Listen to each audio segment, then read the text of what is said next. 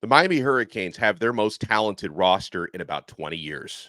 Their best quarterback in I don't know how long. Here's what we learned from that 41-17 butt kicking at the Florida Gators.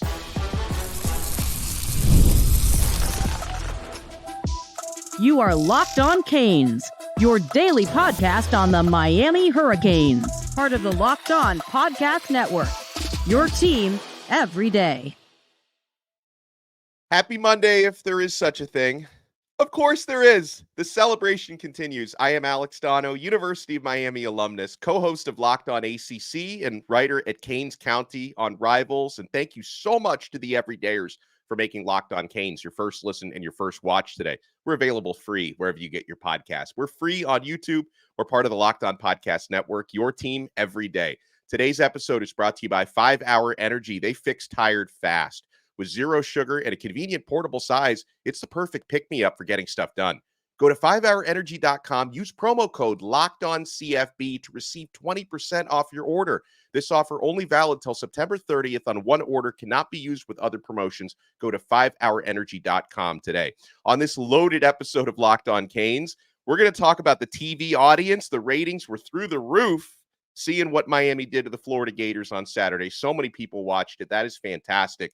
We are going to break down everything we learned from the Hurricanes' 41-17 win at the Florida Gators, including what was a nearly perfect Hurricanes debut for new starting quarterback Cam Ward. But before we dissect Cam's performance, offense, and defense, we'll talk about everybody. The biggest thing that we learned from that football game was this Miami Hurricanes team, they were cool under pressure and they were prepared for a tough environment. We kept hearing about that 93,000 plus at the Swamp.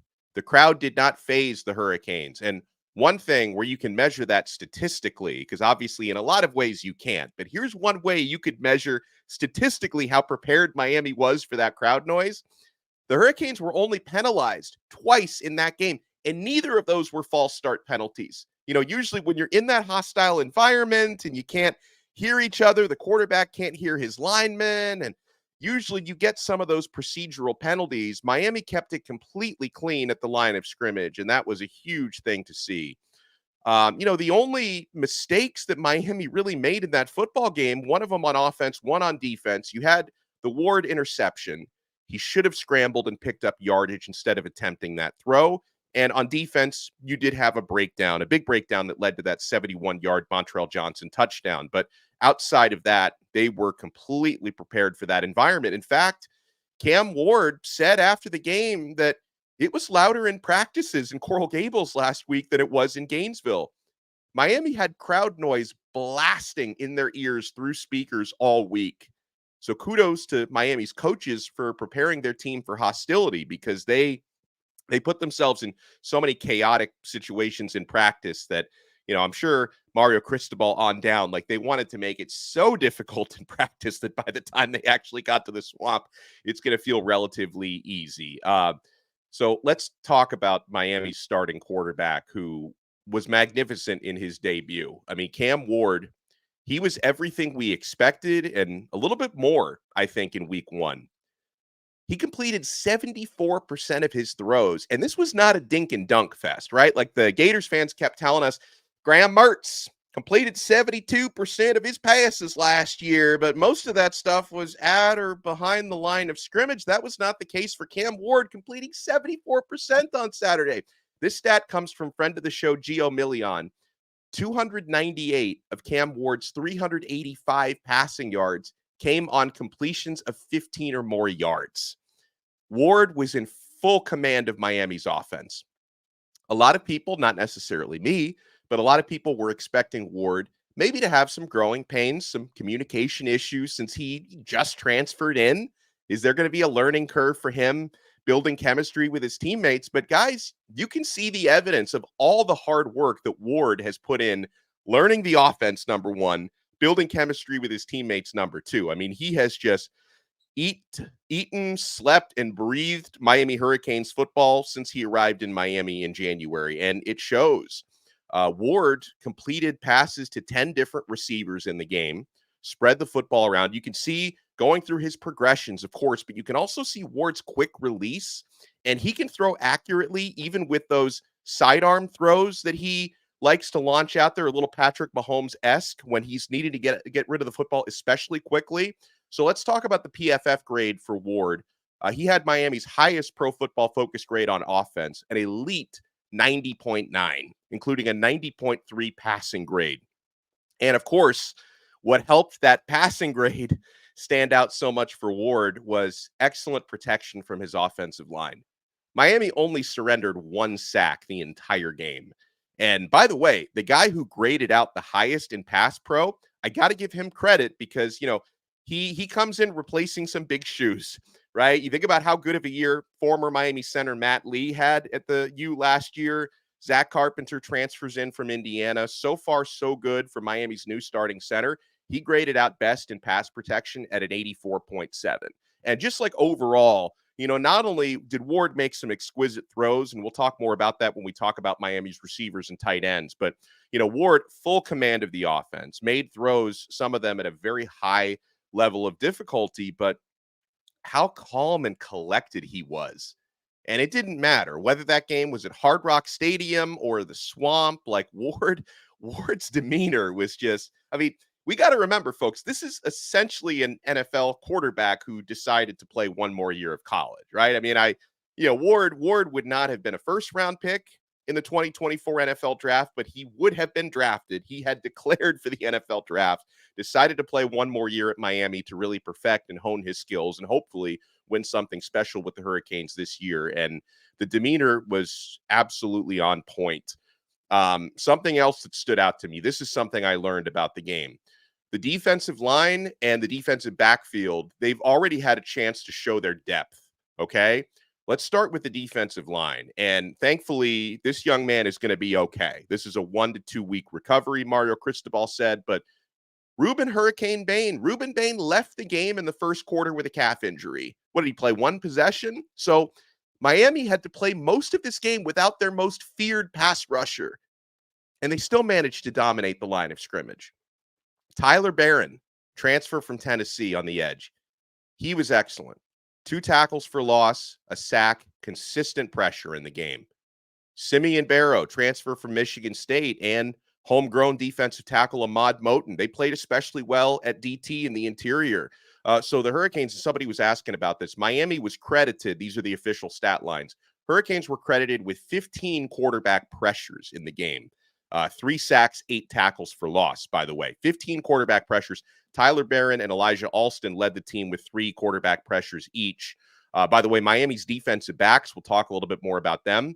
They only gave up 122 passing yards the entire game. So we got this question from one of our Locked On Canes insiders, Pat Mack. And Pat, thank you for your support. He says, hey, the other day I asked if Lance Guidry was going to adjust to the dink and dunk. Boy, oh boy, did he ever. He says, could you please give the stats for the D-line of sacks, tackles for loss, QB pressures? Thanks for all you do. Great job on the post-game show. He listened to me on the Odyssey app post-game. And yeah, I think, Pat, I answered those. 15 quarterback pressures, 8 tackles for loss, 3 sacks in the game. It was a good performance. And a defensive back, Miami also had their depth tested there a little bit. Damari Brown, who had started off the game well, he had to leave the game with a soft tissue injury. He played only 14 snaps. And another one, Cristobal says Damari's going to be okay. I think we're looking at similar to Bain, like a 1 to 2 week sort of thing. But Miami answered the call. OJ Frederic, the true freshman, got a lot of playing time in the game. And boy, talking about the DBs, Mish Powell had an excellent Miami debut, the Washington transfer. He had a big interception in the game, and so did Jaden Harris. Jaden Harris had a huge interception, and he responded well because he made a mistake, it seemed, on the long Gators touchdown run, but he ended up leading Miami to Jaden Harris with 7 total tackles. He added a sack to go along with the interception that he made. And so I'm going to talk about a couple of the other things that we learned from this 41-17 demolition, absolute demolition of the Gators in Florida. A couple of important stats on the money downs, third downs that paint a great picture for the Hurricanes. Got to talk about that running back combination on top with Damien Martinez and Mark Fletcher and Jordan Lyle. I see you as well. Got to talk about Miami's receivers and tight ends.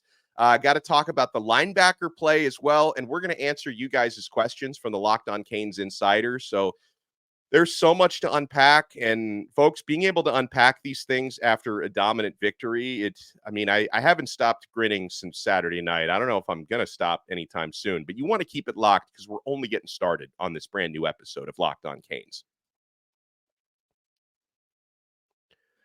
And I already know you're keeping it locked to 5 Hour Energy. I have finally slept, but prior to last night, I slept very little in the buildup and then the celebration before and after the Gators game. So you know what's gotten me through? 5 Hour Energy. Do you get tired after lunch? We all do. In fact, research shows that more than 70% of us hit the wall after lunch. So let a 5 Hour Energy shot help you leap over that wall instead of crashing into it. With zero sugar and a convenient portable size, it's the perfect pick-me-up for getting stuff done. The 5 Hour Energy website has flavors galore: watermelon, tropical burst, grape, berry. Those are some of my favorites, but there's a flavor for everyone. On the site, you even have the option to build your own 12-pack or 24-pack. You choose the flavors, and it's delivered right to your door. Go to 5hourenergy.com. That's the number 5hourenergy.com to get some 5 Hour Energy product today. You can use my promo code LOCKEDONCFB to receive 20% off your order. This offer is only valid till September 30th on one order, cannot be used with other promotions. The code is not good on subscription orders. Go to 5hourenergy.com today. You'll be glad you did. Thank you so much to the everydayers for making this episode of Locked On Canes your first listen and your first watch today. We're free wherever you get your podcasts. We're available free on YouTube. We're part of the Locked On Podcast Network, your team every day. For your next listen, make sure you check out Locked On ACC. I co-host that show with Kenton Gibbs from Locked On Wolfpack. And in fact, if you check out our episode today, Monday, we did the first 11 minutes on Miami's win over Florida. And I got some interesting perspective from Kenton, him, being obviously not a Miami guy watching the game. Some of his takeaways were very interesting as well. So guys, going through some of the PFF numbers and going through the final stats, there's some more stuff I want to get to here on what we learned about Miami. This was a great start on the money downs, because so much of the success you're going to have on big games like that one, that was a big game, is going to depend on how you perform converting third downs offensively and giving up big plays on third downs with your defense. And this was a good display for the Hurricanes. Let's talk about the D first. Florida went just 1 for 9 on third down. 1 for 9. That's pitiful. Some of that was bad execution by their offense. I don't think Gator fans were too happy with the way Graham Mertz was playing. But yeah, a lot of it was Miami's defense applying pressure and making clutch plays, because every third down that Florida tried to convert, they were trying to convert against hostility and chaos being created by Miami's D. And for Miami on offense, the Hurricanes were a very respectable 5 for 10 on third down. Now, if you ask Shannon Dawson about that, we'll talk to him this week, he'd probably say, hey, I want to be 10 for 10 on third down. I want to be perfect in the red zone. Miami did miss one red zone opportunity, but 5 for 10 on third down. And the big key to that was, guys, it seemed like every time Miami was in a third down situation, there were a lot of 3rd and 3s or less. That's the best recipe for converting third downs. When you're able to, you don't always complete passes of 10 or more yards, even though most of Cam Ward's completions were for 15 or more yards. Sometimes you complete one for 7 yards. Sometimes you run the football a couple times, set up a 3rd and 3, but it gives you a manageable third down. Miami had manageable third downs all day, and, they converted a lot of those. So that was big. At running back, we're already seeing the very early signs, but really only the tip of the iceberg from what's going to be a special running back duo at the top with Damien Martinez and Mark Fletcher. I thought they left a lot of meat on the bone there. And to be fair, I thought the Gators' rushing defense was pretty good. They've clearly improved from last year. Miami managed 144 team rushing yards, which was fine, but I expect them to extend those numbers later in the year. And okay, the play that everyone's talking about, and this highlight is going to continue making the rounds as it should, was on that Damien Martinez 17-yard run where he knocked Gators safety DJ Douglas into next week, like completely knocked him over. Now, Douglas, after he had been posterized, did grab, Martinez's ankle and was able to take him down, but not before Martinez picked up two or three extra yards on that. And trying to tackle 235-pound plus Damien Martinez cannot be fun. And DJ Douglas was he was on the wrong end of a collision there. And Mark Fletcher, like I can't say enough nice things about Fletch, because for him to recover as quickly as he did from that foot injury, it shows you the diligence and the hard work that he put into his rehab. I'm sure that God also blessed him with some gifts of recovering quickly, but so most of that is hard work on his part. So I commend him for that. And Mark Fletcher was a weapon, especially in the red zone. He scored 2 touchdowns. He looks completely healthy as advertised. Like some people thought, hey, maybe the Miami reporters are kind of overplaying how healthy Fletcher is. He's probably not going to play. No, Mark Fletcher was ready to go, and it showed in that game. It really showed. Receivers and tight ends really popped in the game. That was something we learned, but you know what? Maybe we expected that to be the case. And we have to start with Xavier Restrepo. The X-Man caught 7 passes for 112 yards and a touchdown. And the degree of difficulty on at least 2 of those throws, that one on the first drive where he snatched it out of the sky, the touchdown reception, degree of difficulty on some of those was astounding. And how about this stat for Xavier Restrepo? Maybe you saw this, maybe you didn't, but X now has, as a Miami Hurricane, 7 games with at least 100 receiving yards. The only player with more 100-yard games since 1996 is Andre Johnson with 8. So Xavier Restrepo, and by the way, you'd figure he's going to get at least 2 more 100-yard reception games this year. So he's going to surpass Andre Johnson this season with 100-yard reception games plus for Miami. And also, Restrepo nearly threw a touchdown. That was a fun play call. It wasn't a great throw, but I did feel like it was kind of catchable. It went off the hand of Sam Brown. I think we're going to see that play again this season, and hopefully it's a touchdown next time around.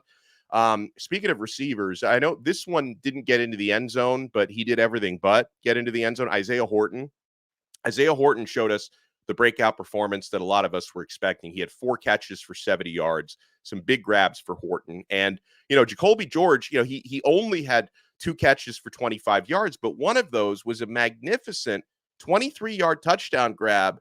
That was an NFL catch from an NFL throw.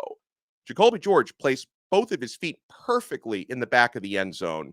A heck of a throw from Ward on the run, but an unbelievable grab by Jacoby George. And in college, you don't even need to get 2 feet in, but he toe tapped the 2 feet absolutely perfectly for that one.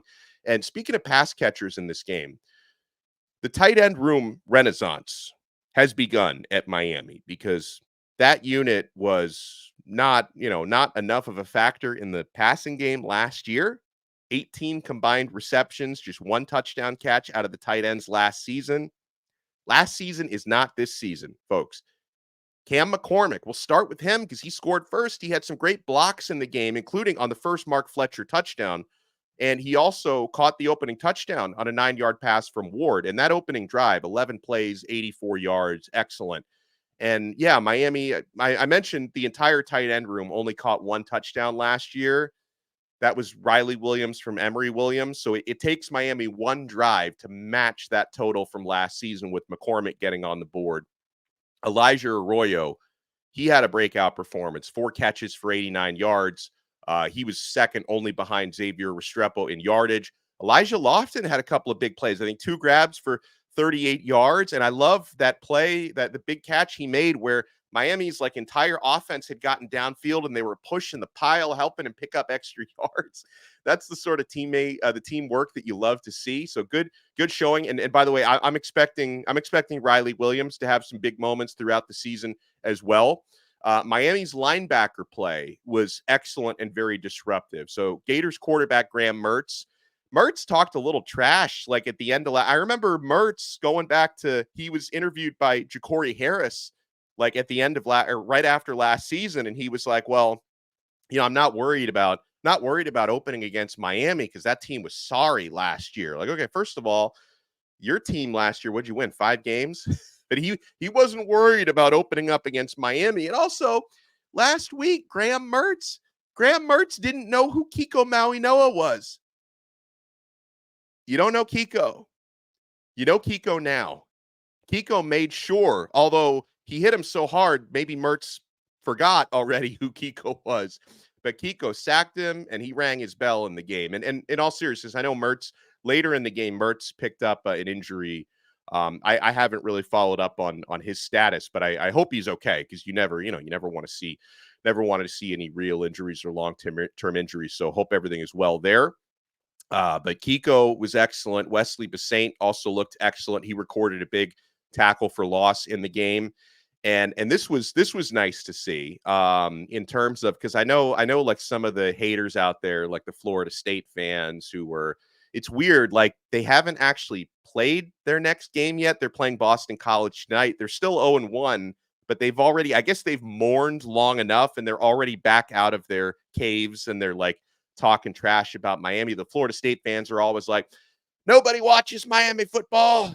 They get 17 people in their stadium. Nobody watches that team on TV. Well, okay, so in that 41-17 demolition of Florida, this is per Miami Sports HQ, Miami versus Florida had 6.6 million plus viewers on ABC. It's the most watched week one late afternoon game since 2017.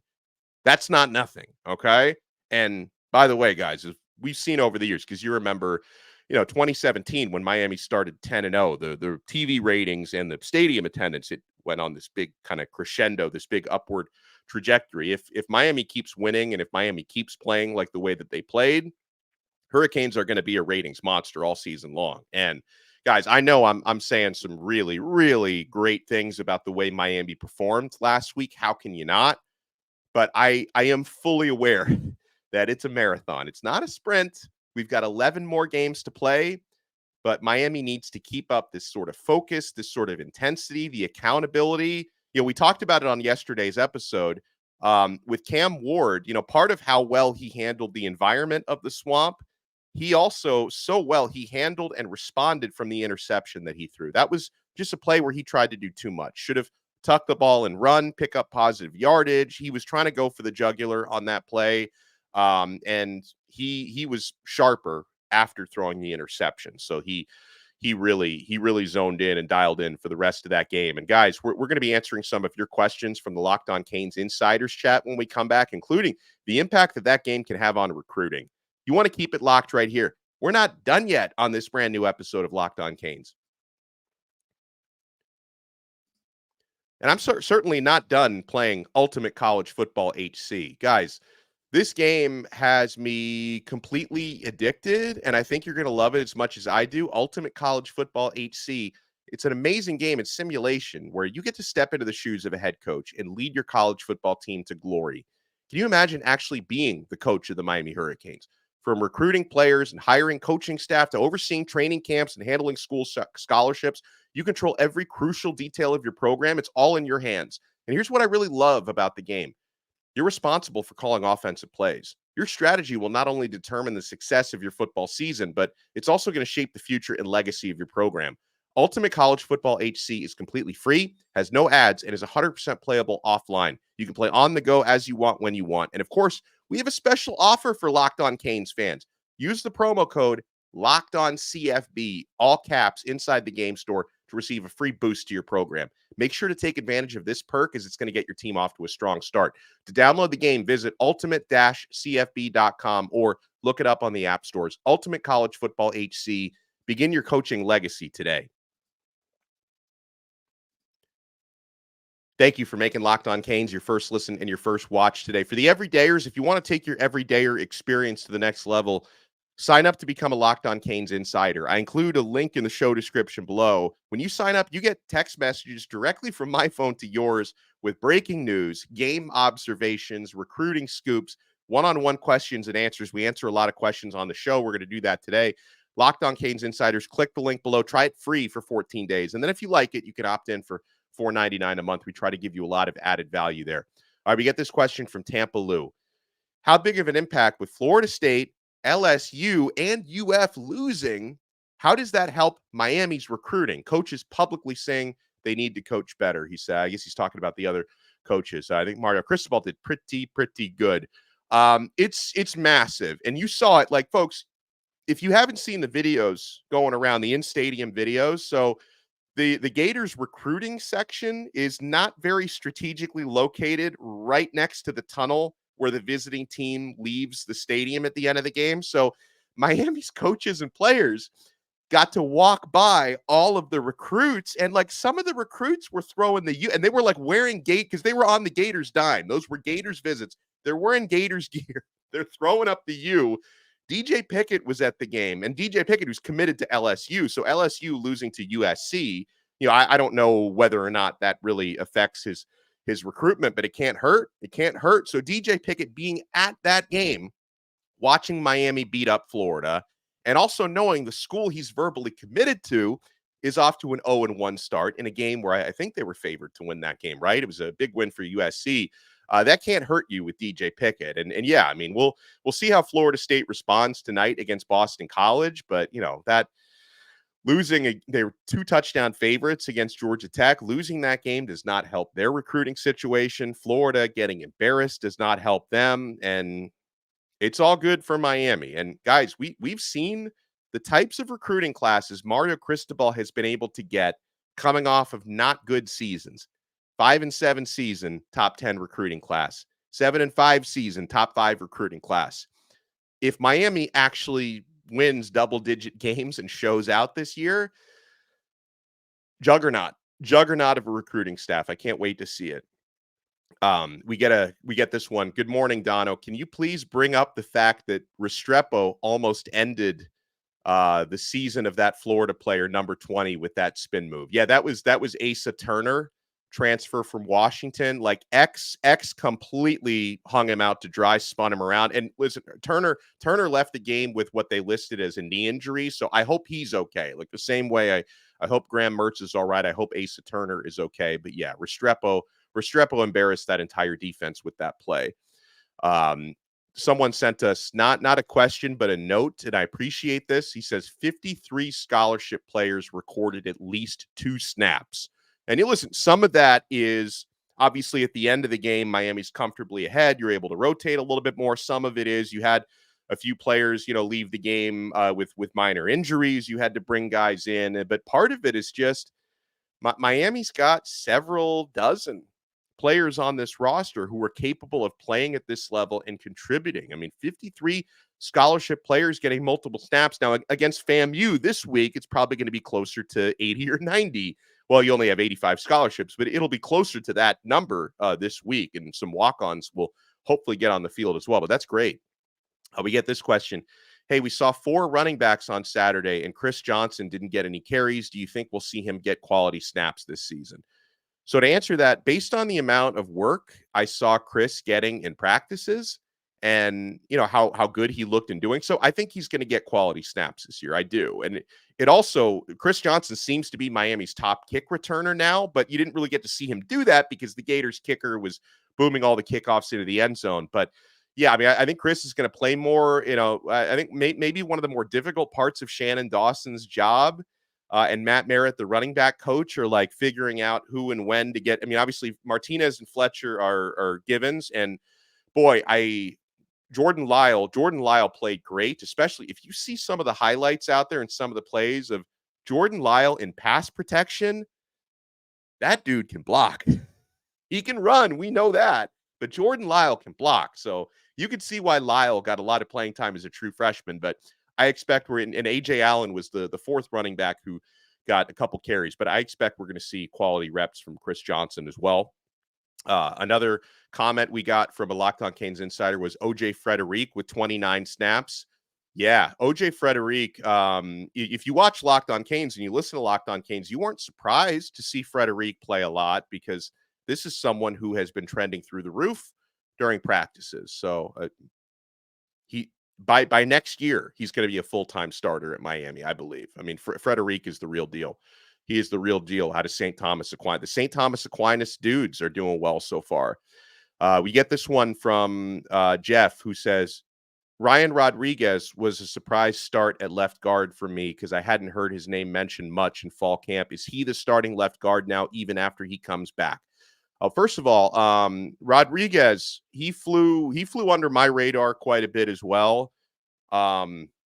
Apologies to him because this is someone we heard was working his tail off in fall camp and has improved so much. The last year or two, he's typically been the second string center. But of course, Alex Mirabal cross trains all of his linemen, and Rodriguez is someone who had emerged as a left guard candidate. He started the game. Now, I think, and he picked up an injury in the game. Mario Cristobal described it as an ankle sprain, but didn't seem too serious. So hopefully we'll see Rodriguez back soon, because he has been trending through the roof. But so is Matthew McCoy. I think we're probably going to see, no matter who starts the games, I think we're going to see some rotation at that position. And we saw Samson Okunlola getting some playing time at right tackle. He did compete for the starting left guard job, but I think Okunlola is more of a natural tackle. He might be the guy who takes Jalen Rivers' old job when Rivers moves on next year to the NFL.